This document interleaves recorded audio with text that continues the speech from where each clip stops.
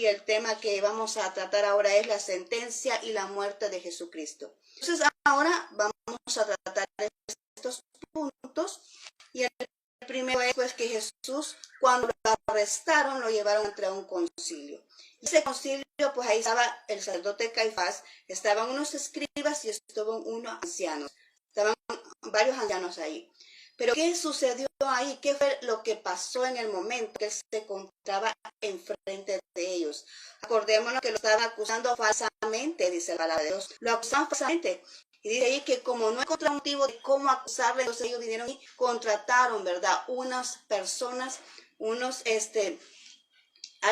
algunas personas que vinieran y hablaran falsamente, unos testigos falsos, para que podrían declarar a Jesús, ¿verdad?, culpable. Entonces eso lo podemos ver allá en el versículo 64 y lo podemos leer acá. Vamos a leerlo acá en el capítulo 26, 64, dice de la siguiente manera.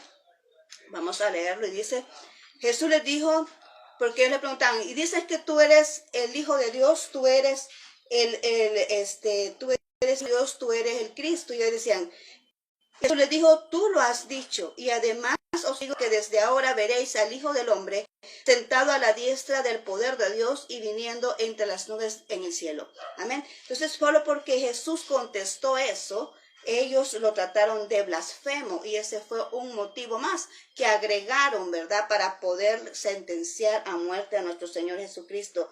Además de todo eso, quiero recalcar algo aquí muy importante, y es que al principio dice la palabra de Dios que él callaba, ellos le hacían preguntas, pero él guardaba silencio.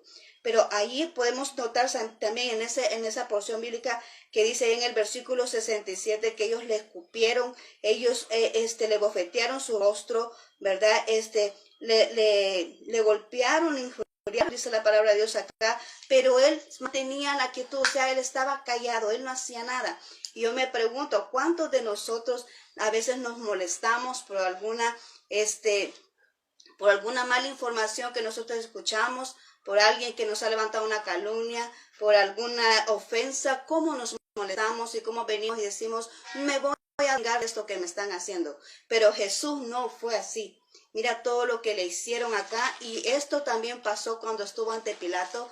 Lo siguieron molestando, lo siguieron provocando, pero él dice la palabra de Dios ahí que él guardaba silencio, él no decía nada. Y cuando él le preguntaba, ¿y es cierto que tú eres el Hijo de Dios, tú eres el Cristo? Él decía, tú lo has dicho. Pero él no decía, sí es cierto, yo soy. No, tú has dicho.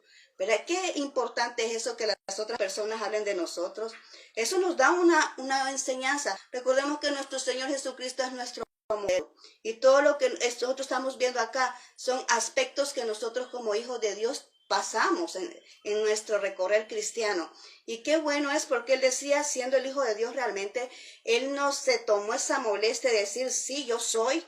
No, él dijo, tú lo has dicho, ¿verdad? Tú lo dices.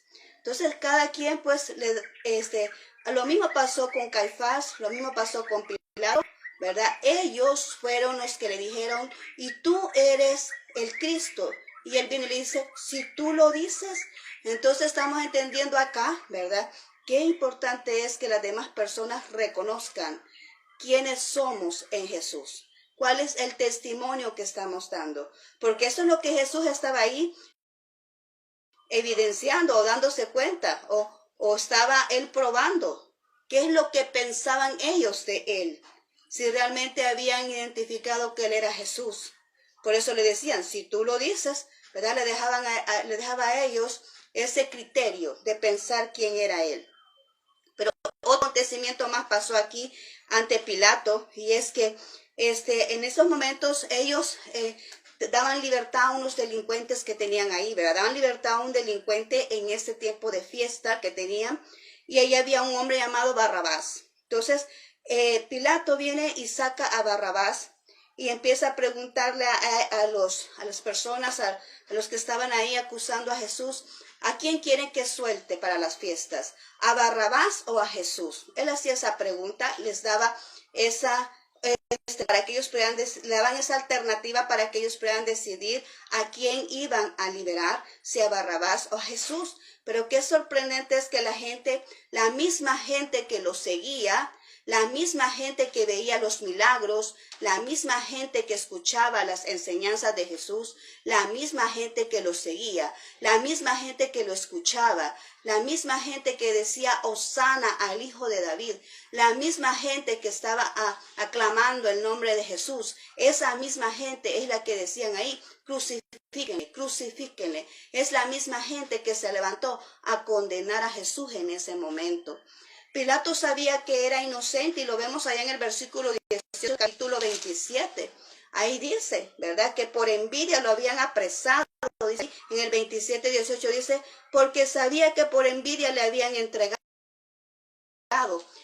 Pilato identificó eso, echó de ver, dijo, no, a él por envidia lo están entregando, por envidia se quieren deshacer de él, por envidia quieren provocarle la muerte. Eso es lo que estaba diciendo ahí Pilato en el versículo 18 del capítulo 27, y él estaba dando la oportunidad a las personas que reaccionaran, porque él insistía en decirles, ¿a quién suelto? ¿A quién suelto? Él insistía, ¿verdad?, en que ellos tomaran una decisión, en que ellos se arrepintieran y pudieran tomar la decisión correcta de a quién iban a dejar libre. Por eso él siempre preguntaba, ¿y a quién quiere que les suelte? ¿A quién quiere que les deje libre? Porque él sabía, ¿verdad?, en su interior, que Jesús era inocente, que Jesús era un ser justo, que lo que él estaba haciendo no era motivo para condenación, que no era motivo para venir y sentenciarlo a muerte. Él sabía eso y por eso quería dar la oportunidad de que las personas recapacitaran y tomaran otra decisión. Incluso dice ahí el texto bíblico que la esposa tuvo sueños. Le dijo a él, mira, a ese hombre no lo condenes, ¿verdad? Le dijo, porque yo he tenido varios sueños, le dijo la esposa a Pilato. Pero cuando él entendió eso y veía que la gente no desistía de la decisión que había tomado, entonces lo que él hizo fue, dice la palabra de Dios, tomó agua y luego se lavó las manos. ¿Y qué fue lo que dijo allá en el 24:25? Leámoslo. 24:25 dijo, viendo Pilato que nada adelantaba, sino que se hacía más alboroto, tomó agua y se lavó las manos delante del pueblo, diciendo, inocente soy yo de la sangre de este justo, allá vosotros, ¿verdad? Allá vosotros. Y el pueblo, todo el pueblo dijo, sangre sea sobre nosotros y sobre nuestros hijos. Mira qué ignorancia, ¿verdad? Ellos no sabían de qué se trataba, ni habían entendido a cabalidad de quién se trataba, quién estaban condenando, ¿verdad? Entonces ellos decían, no, crucifíquenle, no importa, queremos al delincuente, queremos a Barrabás, queremos a esa persona, porque Barrabás era el peor de los delincuentes que estaba en esa época. Pero esa gente en ese momento estaba cegada, ¿verdad? ¿Por qué? Porque ellos querían al delincuente y a Jesús lo sentenciaron a muerte. Entonces dice ahí más adelante que a Jesús lo azotaron, ¿verdad? Lo desnudaron y le pusieron un manto que no es de él. ¿Qué parecido es esto cuando hay gente que quiere decirte a ti qué debes de hacer? Cuando hay gente que quiere ponerte un propósito, un ideal, una visión que no es la que Dios te otorgó. Similar es eso, porque aquí le estaban diciendo a Jesús, le estaban poniendo un manto para burlarse de él. Le pusieron la corona de espinas, le dieron una caña que le anduviera en su mano derecha y se burlaban y le decían, salve rey de los judíos, salve rey de los judíos. Los que gritaban allá, Hosana al Hijo de David, decían, salve rey de los judíos. Lo molestaban, lo provocaban, se burlaban de ellos, le pusieron un manto que no es el de él, para burlarse de él, amén, para burlarse.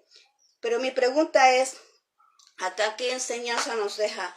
¿Cuántas veces a nosotros nos han hecho lo mismo?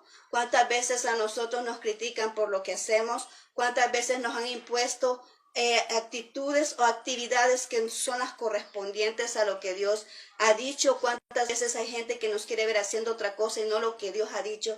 ¿Cuántas veces ha sucedido eso? Pero la pregunta es, ¿cómo reaccionamos? Porque aquí Jesús, el silencio, él no hablaba, él no decía nada, él estaba en silencio. A pesar de todos estos acontecimientos, él mantenía su serenidad a pesar de todo esto, a pesar de los golpes, a pesar de la escupida en sus caras, que eso era lo más ultrajante en la cultura de ellos, ¿verdad? Dice que allá en Isaías dice que hasta le mesaron la barba, o sea, le a golpes le arrancaron su barba, ¿verdad? Eso también era un ultraje para esa época en la cultura, y eso lo sufrió nuestro Señor Jesucristo. ¿Por qué? Por amor a ti y por amor a mí. Solamente una persona que ama puede soportar tanta cosa, y Él nos ama más que cualquier persona. Su amor es inmenso, es eterno, es incomparable. Su amor no tiene límites. Tanto es así que Él se ofreció como un cordero, y exactamente no dijo nada, no rehusó, no reclamó, solamente soportó todo aquello a lo cual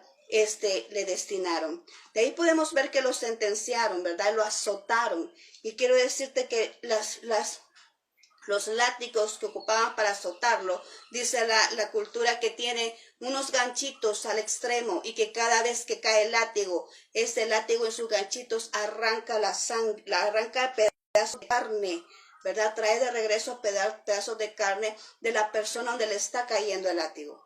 Todo esto lo sufrió Jesús, para que tú veas la dimensión. ¿Por qué te lo expreso? No estamos siendo tan trágicos, no, es la realidad. Y esto es lo que el Señor sufrió por amor a nosotros. Amén. Luego pasamos a la crucifixión, ¿verdad? En eso lo encontramos allá en el capítulo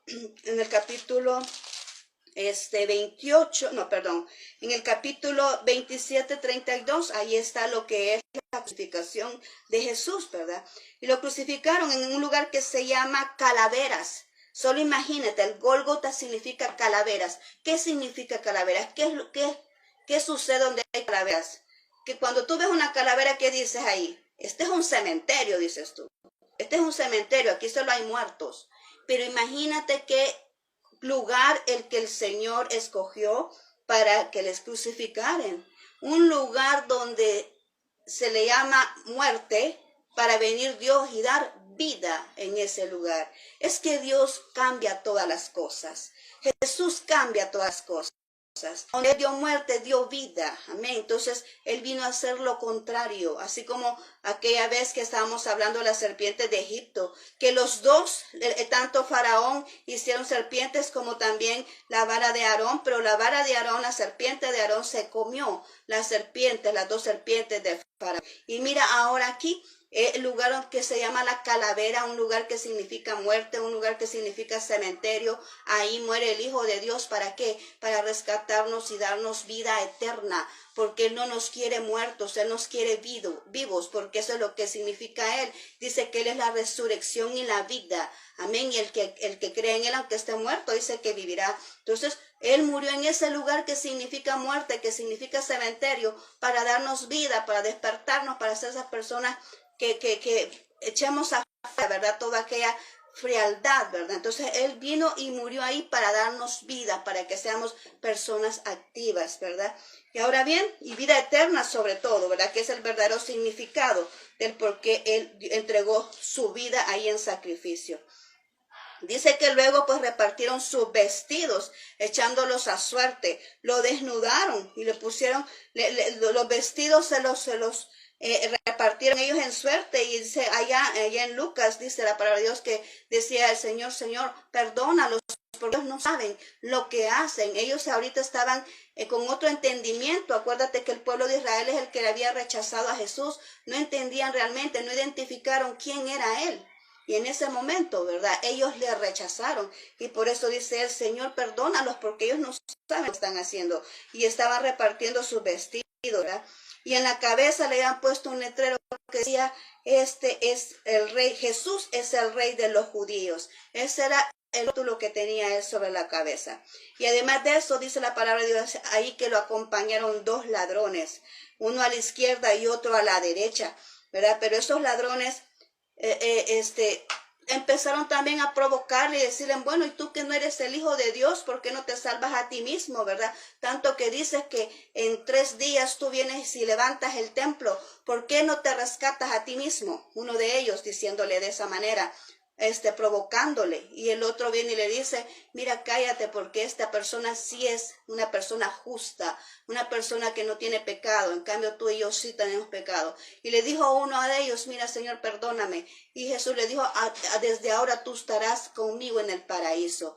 Mira, en medio de dos delincuentes, ahí colocaron a Jesús. ¿Qué significa eso? Significa que Jesús, aún ahí en ese momento, él rescató a esa persona que se arrepintió. Aún en ese momento estaba ese espacio para poder venir y decir, bueno, no importa la condición de lo que haya hecho la persona, no importa qué mal haya causado, pero Él es la respuesta, Él es la solución, Él es la salvación, el rescate para todo aquel que se arrepienta, como en el caso de este ladrón que fue crucificado junto con Jesús, que él se arrepintió y gracias a eso él pudo obtener esa salvación y vida eterna en ese momento, porque él se arrepintió y lo reconoció.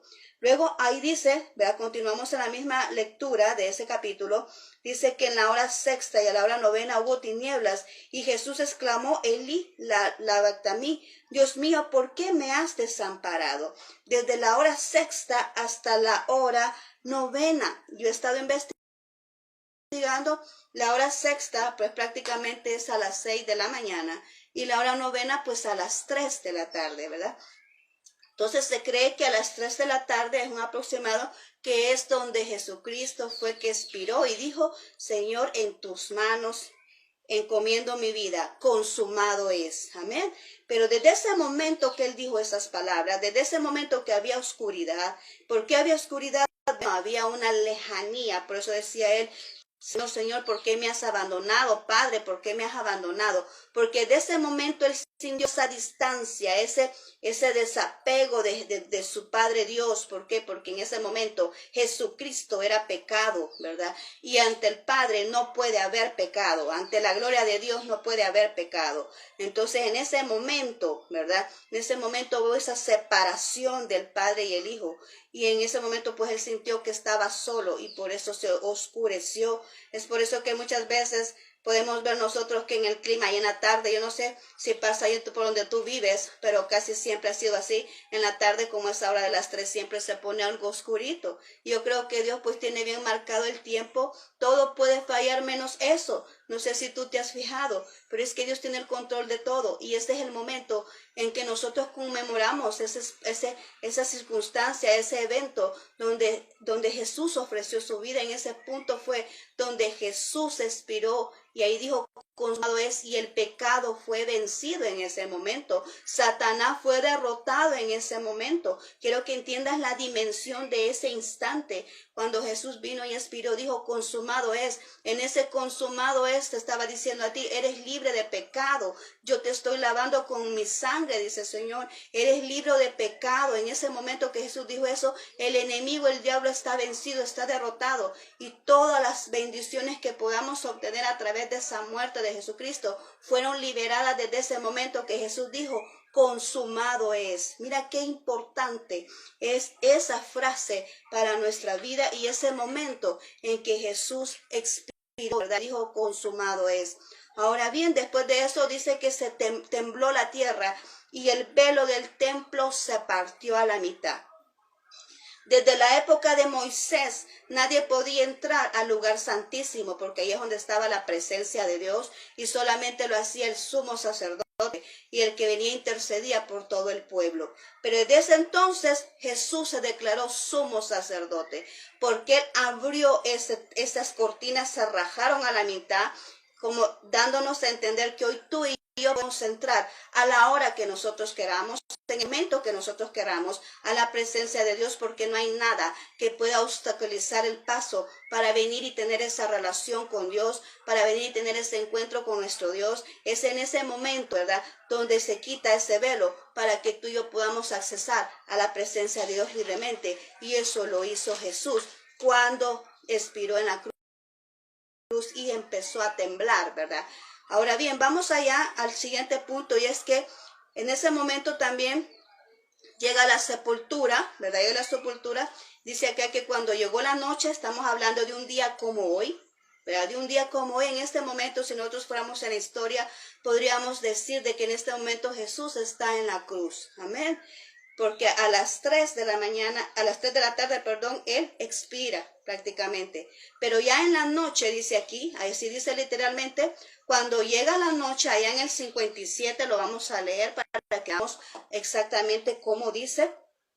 Dice acá en el 27:57, dice, cuando llegó la noche vino un hombre rico de Arimatea llamado José, que también había sido discípulo de Jesús.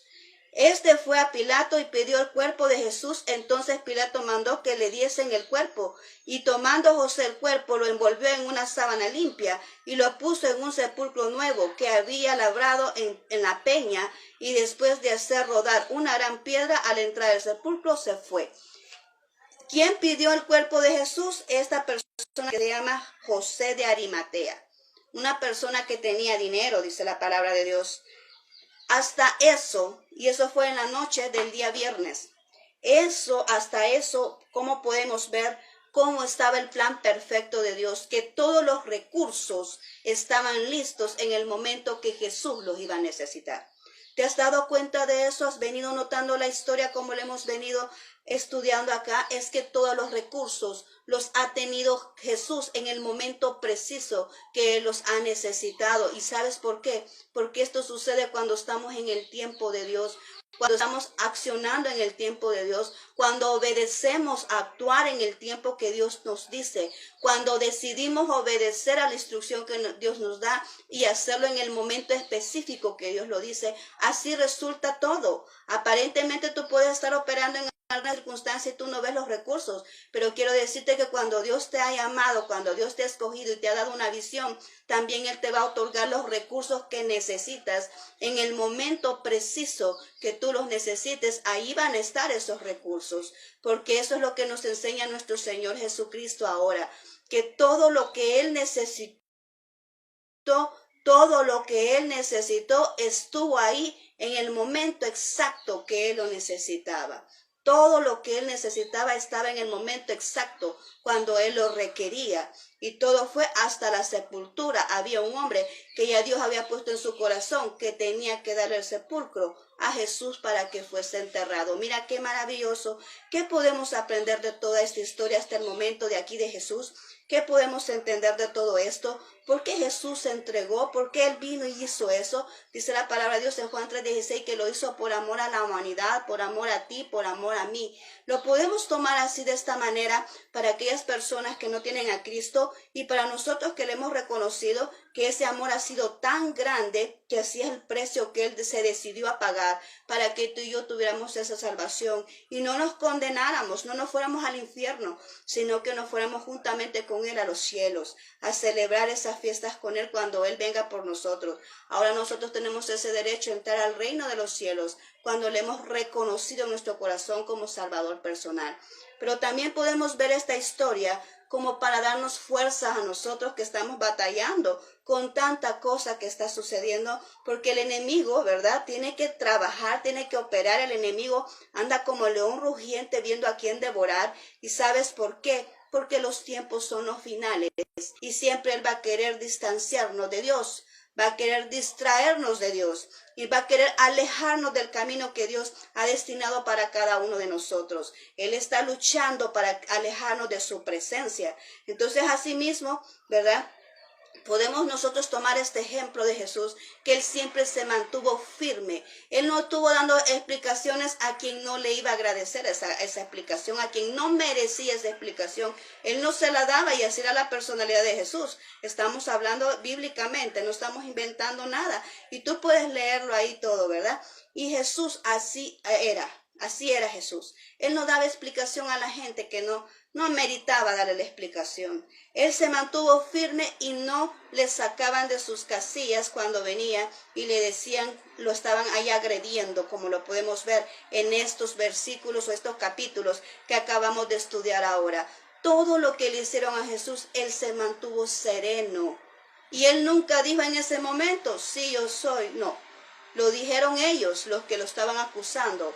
Son los que dijeron, tú eres el Cristo. Y Él dijo, si tú lo dices. ¿ok? Él quería saber que esas personas estaban seguras de quién estaba al frente de ellos. Amén. ¿Ok? Entonces, esto es lo que hemos aprendido ahora. Vamos a dejarlo hasta aquí. Mañana seguimos con otra enseñanza más de unos versículos que nos faltan. Así que yo te agradezco mucho tu atención acá. Y no me puedo ir sin antes decirle a todo aquel que no tiene a Cristo que esta es una oportunidad excelente, oportuna, ¿verdad?